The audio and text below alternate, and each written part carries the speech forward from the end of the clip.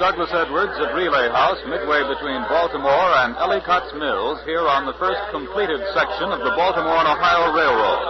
All scheduled horse cars have been canceled because today, on this 28th of August, 1830, the first passenger-carrying steam locomotive built in the United States, Mr. Peter Cooper's Tom Thumb, is to have its initial public demonstration.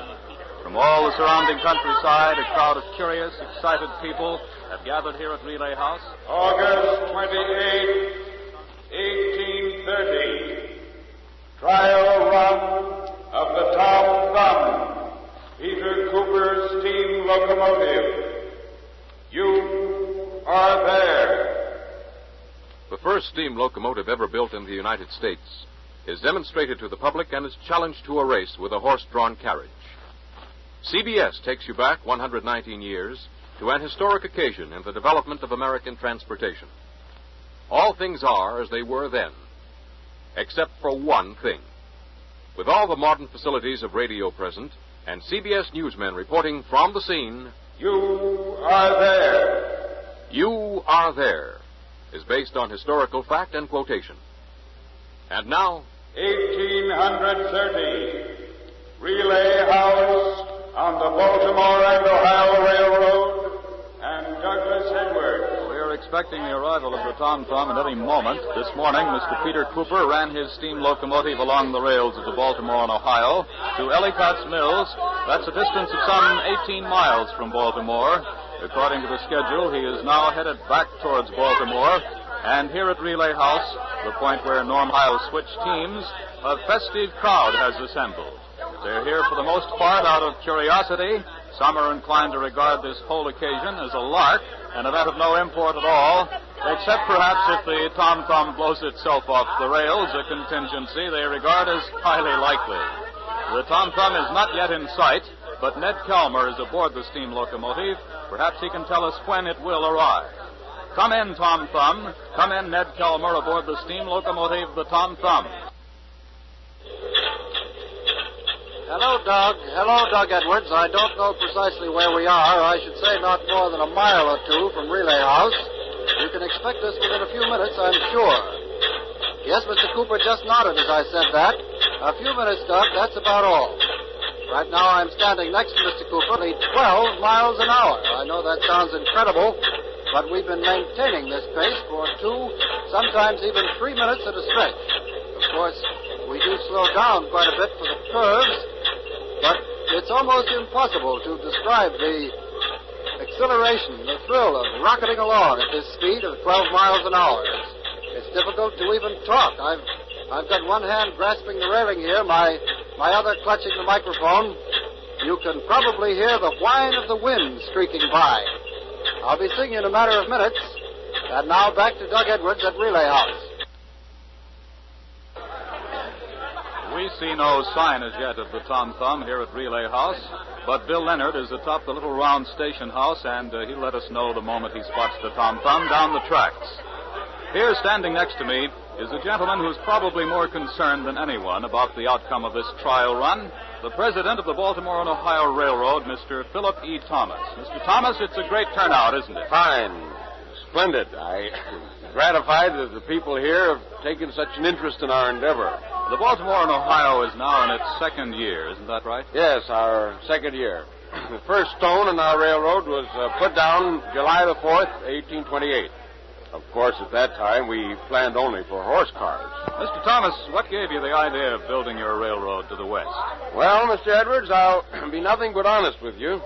The idea was born of necessity. At one time, as you know, Baltimore was the eastern terminus of the highway to the west, the national road. But the opening of the Erie Canal in New York State 5 years ago has drained an enormous amount of commerce out of our city. To regain our trade, we have planned this railroad. And now you're considering the possibility of steam locomotives to supplant the horse cars. In that connection, what about the statement of George Stephenson, the eminent English authority, that steam locomotives will jump the track going around sharp curves unless they slow down to a walk? Well, we hope to have the answer to that today. There's a very sharp curve at Point of Rocks between here and Baltimore, and We'll see what happens. Well, thank you very much, Mr. Thomas. Just a moment, please. Well, I can tell by the crowd it's coming, the Tom Thumb. From where we stand, we can't see anything, but Bill Leonard, the top relay house. Can you see Mr. Cooper's steam locomotive? It's not the Tom Thumb, Doug. It's not the Tom Thumb. It's coming from the direction of Baltimore and not from Ellicott's Mills, and it's not a steam locomotive. It's a regular horse car that's coming down the rails. I have no idea what it's doing here. Maybe Mr. Thomas can explain it. What do you say, Mr. Thomas? Why, this is very strange. All traffic has been suspended. Will you excuse me for a moment? I'd like to look into this matter. Pardon me. Certainly, Mr. Thomas.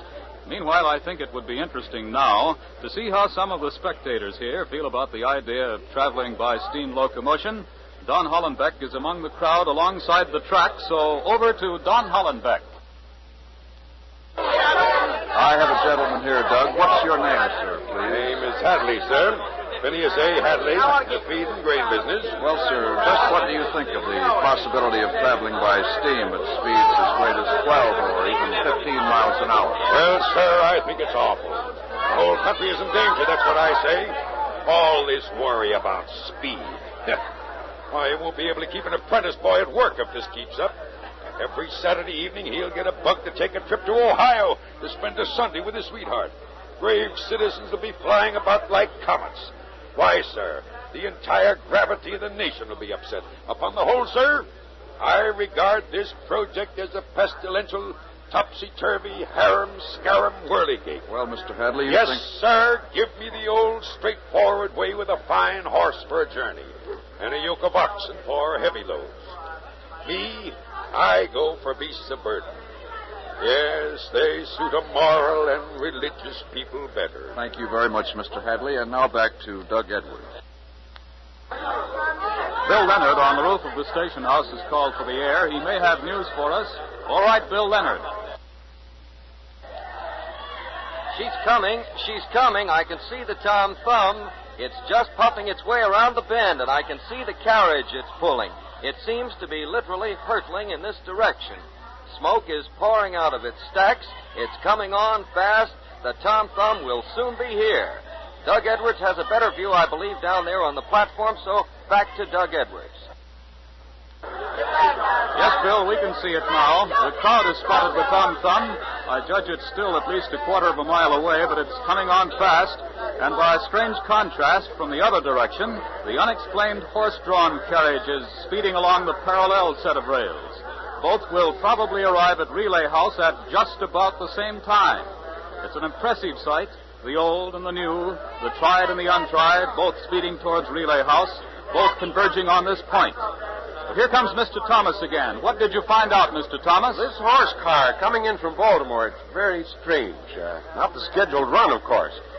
The man at the reins is Mr. Thomas Stokes himself, one of the partners in the firm of Stockton and Stokes, the stage proprietors and suppliers with our horses. It's most unusual. Perhaps he may be coming up to see how the Tom Thumb performs. Perhaps.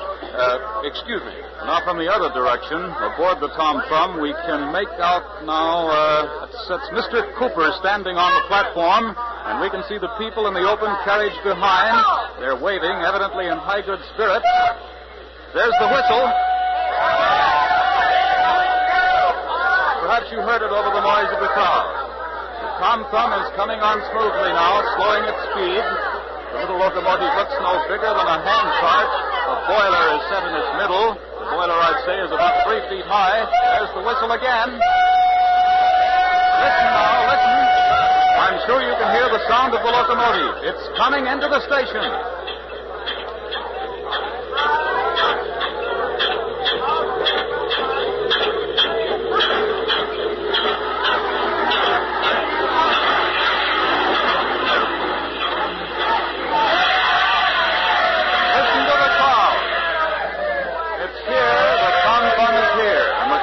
Surging towards it.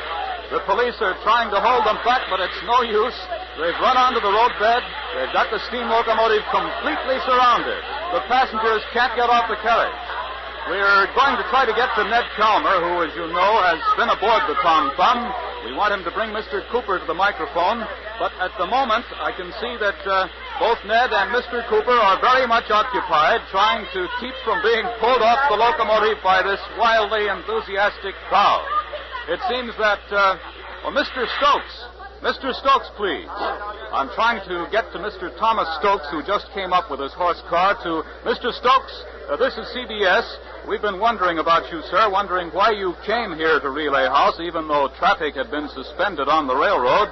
Would you mind telling us the reason? No, sir, don't mind telling you. Don't mind telling everybody.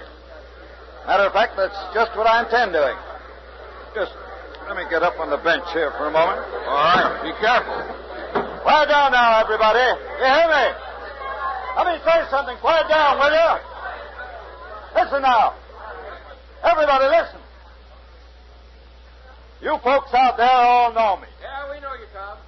Those that maybe don't, I'm Tom Stokes, head of the firm of Stockton and Stokes, owners of the strongest horses from Maine to Georgia.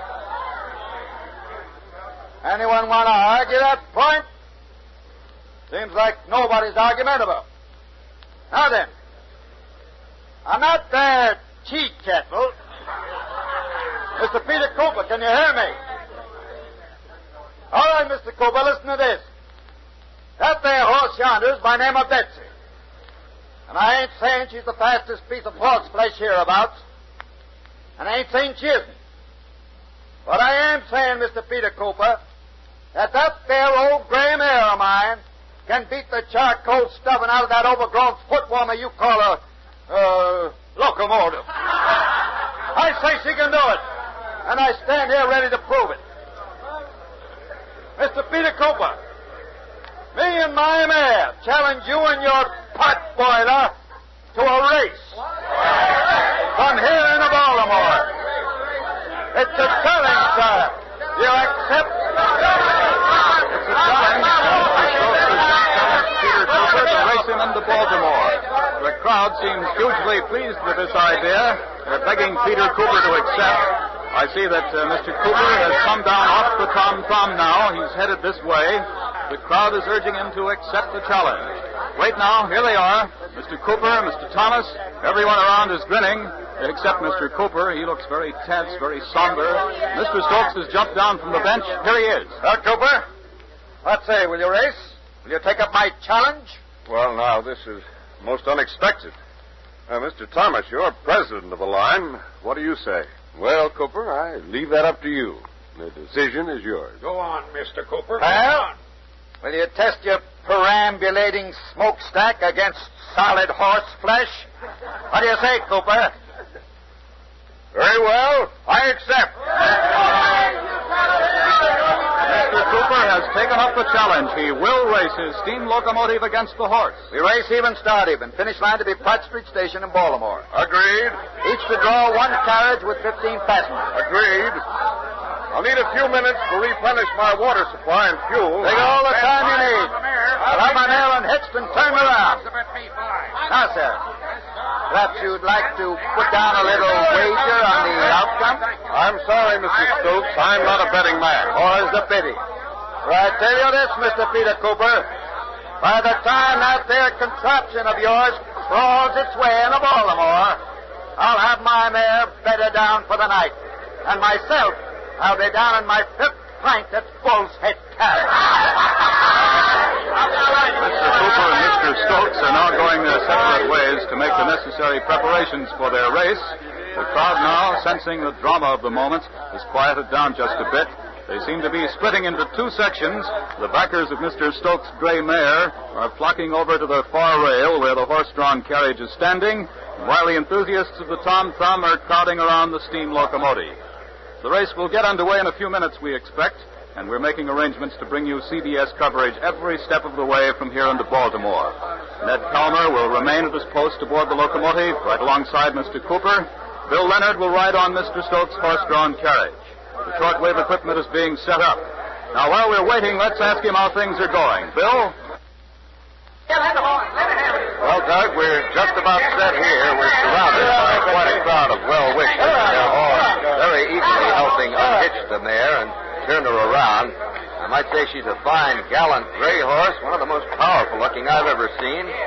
She's drawing a standard railroad car. wooden benches for the passengers, and a striped canvas canopy set on 8 poles over the open carriage. Matter of fact, it's practically identical with the carriage behind Mr. Cooper's steam locomotive. Mr. Stokes seems to have finished his preparations now. Mr. Stokes, sir, judging from our challenge, it seems that you don't believe that the steam locomotive will ever replace your horses.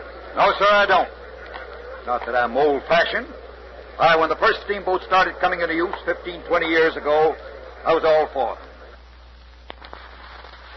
On water, steam engine's fine. But on land, it takes 4 solid hooves to get you where you're going. But, Mr. Stokes, sir, Mr. Cooper claims his steam locomotive is faster, more economical, and gets you anywhere without regard to rough terrain. Poppycock. Besides, there's something else Mr. Cooper forgets. Let me tell you this. Scientists say that when anything goes around a curve at 15 miles in an hour, there's no telling what will happen. Something called centrifugal force, I think it is. Whatever it is, it'll smash a person's bones to smithereens. Crush them like nothing at all. Well, thank you, Mr. Stokes. Thank you, sir. And now, in the last few moments before the race gets underway, let's see how Mr. Cooper's preparations are progressing. So, over to the Tom Thumb and Ned Kelmer. I'm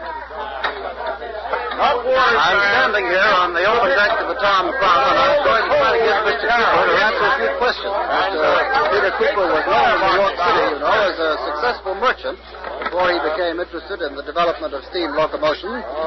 Mr. Cooper, sir, can you spare us a moment now? Yes, of course. I wonder if you would explain the operation of your steam locomotive to somebody who, unfortunately, doesn't have your mechanical knowledge. Well, it's quite simple.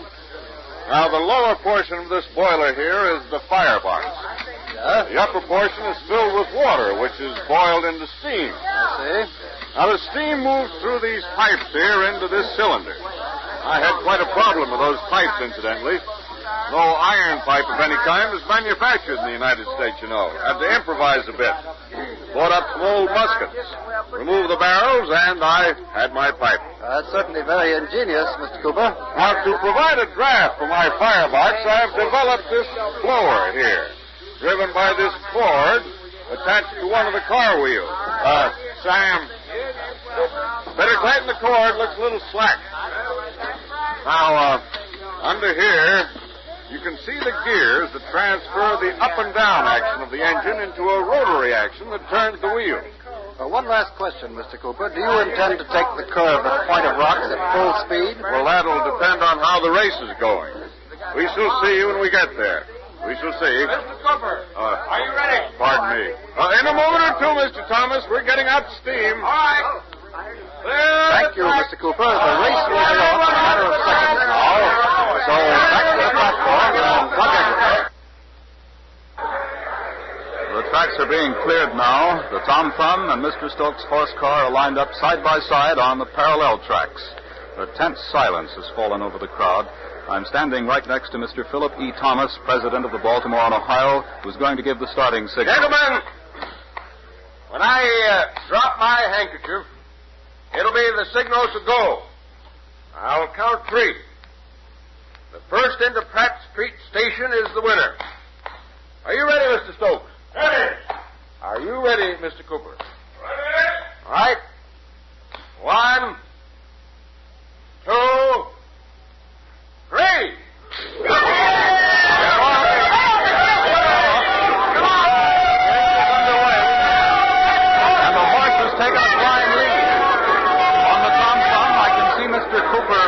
Controls, but the locomotive barely moves. It just crawls. But the Tom Thumb is moving very slowly, very slowly. Ned Kelmer, what seems to be the trouble? It seems we don't have full steam up yet, Doc. Mr. Cooper is pouring coal into the firebox here, working the fellows to get a draft. And now we are moving a little faster, maybe 2 or 3 miles an hour. But the horse carriage is way out in front. It's already reached the first little rise. As I watch, it appears to be sailing right over it, right over the hill, and just about out of sight. But we are out of the station now, and we're definitely on our way. Bill Leonard, how are things on the horse car? Bill Leonard.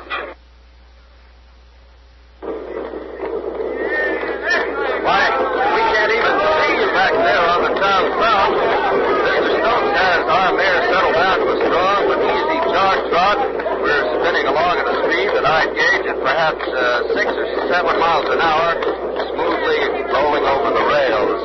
Back in the carriage here, the company is in high good spirits. You can probably hear them, and everyone is looking back, but there's no sign at all of the Tom Thumb. It doesn't seem to be in this race at all. Right now, we're coming up to the curve at Point of Rocks. Mr. Stokes has the mare in hand, just slackening the speed a bit, not much. The men in the carriage are gripping the handrails, waiting to take the curve. And now we're on it. We're on the curve. We're taking it easily, just a little sway. Not much, but we're going around smoothly, easily. And we're past now. We're past it on a stretch of straight track. Mr. Stokes is prying the silk again, just touching the mare, and she responds beautifully. She's really going along now. And still, we can't see the Tom Thumb. Ned Calmer on the Tom Thumb. What's happened? Are you folks still in the race? Come in, Ned Calmer. Don't worry about us, Bill. We're coming on. We're really hitting our stride now. It took the little Tom Thumb a few minutes to get her breath, but she's got the bit in her teeth now. We've left the crowd far behind at Relay House, and at the moment, we're rocketing along at a speed that I guess to be well over 15 miles an hour, maybe as high as 18. The gentlemen back in the carriage are all holding the handrails in one hand, hats with the other.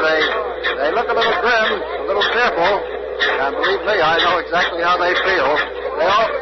We're coming up to the Point of Rocks. It's right ahead of us now, and Mr. Cooper is making no effort to slow down the speed of the Tom Thumb. He's going to take the curve at full speed. Full speed. This will be the test. We'll know now. Can a locomotive shoot around a sharp curve without wrecking itself? We're going to find out. Now we're at Point of Rocks, starting to veer. Turn. We're swaying way over to the side.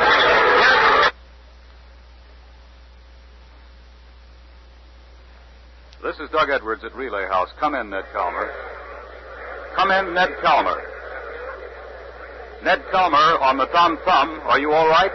What's happened? Come in. Come in, Ned Calmer. Ladies and gentlemen, we've lost our signal from the Tom Thumb. We don't know what's happened.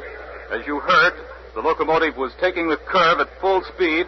That's a tremendous gamble by Mr. Cooper. A desperate attempt to catch up with the horse car. But it seems that... Hello, Doug. Hello, Doug Edwards. Hello, Ned. That's all right. All right, go ahead. What happened? We're all right. We were cut off a moment. Our microphone connection worked loose because of the vibration of the engine, but the main thing is we made it. We made it around the curve. The locomotive and the carriage swayed violently, but we stayed on the rails. We proved that a steam locomotive can take a sharp curve at full speed at 15 or even 18 miles an hour. And now we're really bearing down on that horse carriage. Only yards separate us. The horse car seems almost to be standing still as we roar down. I can see Mr. Stokes trying to whip madly. The mare has gone from a jog trot into almost a gallop, and yet it's no use. We're catching up. Almost up to it.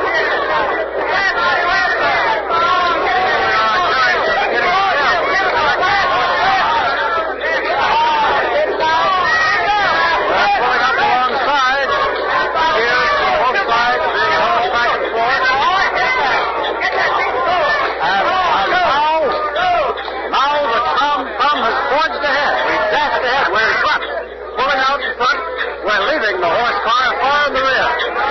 Listen to that steam locomotive roar. Just listen.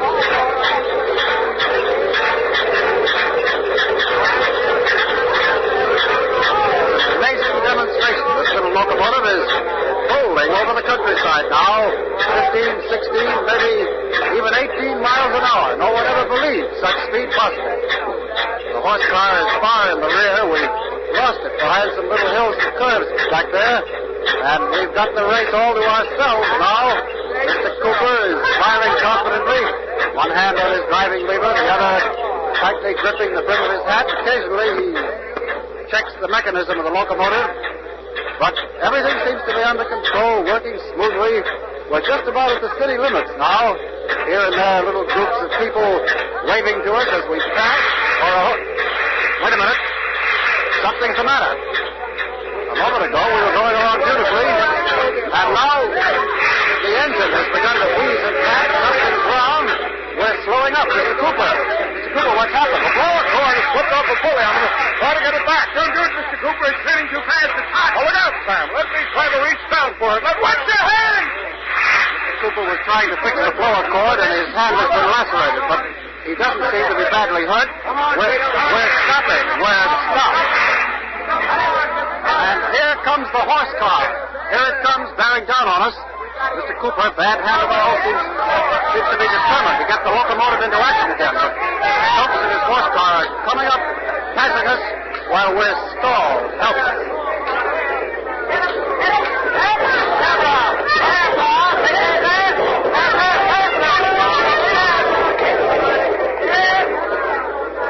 They've swept right by, right past us. Mr. Cooper's face is ashen white. He's obviously in pain, but he and his assistant are at the mechanism, yanking at the wheels and pulleys. Mr. Cooper, is it possible? Can you get the Tom Thumb going again? I don't know. I'm trying. I'm doing everything. Stand. Put wood on the fire. Try wood. Hurry. They're trying to build steam pressure here with wood instead of coal, but already the horse carriage has turned down into Pratt Street. It's well into town.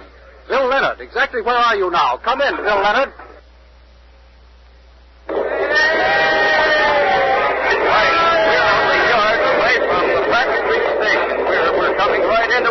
The finish line is just ahead of us.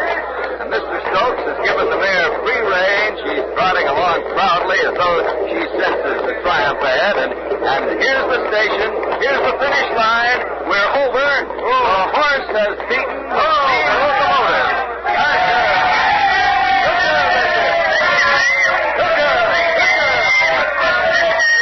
Mr. Stokes, over here, please. Mr. Stokes, how does it feel to have won the race, sir? How's it feel? Wonderful. That should prove to everyone. That should prove it. Nothing will ever take the place of the horse. Nothing will ever take the place of the horse, and that seems to be the opinion of everyone here. The horse has brought her carriage in safely. The race is over. The Tom Thumb has been beaten by a gray mare, and the crowd is going wild with joy. We don't know what's happened to the Tom Thumb, whether Mr. Cooper has been able to start her again, but this is... August 28, 1830, Baltimore, Maryland. A gray mare beats a steam locomotive, and the horse has its final hour of triumph. You are there. You've been listening to the trial run of the Tom Thumb in the series You Are There.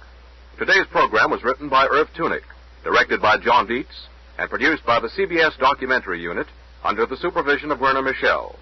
Peter Cooper was played by Carl Frank. Santos Ortega was John Stokes. Nelson Olmsted was Philip E. Thomas, and Arthur Vinton was Phineas Hadley. Sam was played by Guy Sorrell. The sound effects of a locomotive heard on this broadcast were the authentic sounds of the Tom Thumb, and were especially recorded for You Are There in Baltimore. The next broadcast of You Are There will be heard at this time Sunday, December 25th, 4 weeks from today, over many of these same stations. Next month, Christmas Day, 800 A.D. Pope Leo III offers Charlemagne the crown of the Roman Empire. You are there. And tonight there's a program filled with youthful talent and fun. A program designed for all of you who like to see youngsters get a chance at the big break. It's Horace Height's original Youth Opportunity Program, broadcast over many of these same CBS stations every Sunday night. Be sure you're on hand tonight for the Horace Height Original Youth Opportunity Program on CBS. This is CBS. Hear Horace Height every Sunday night, the Columbia Broadcasting System.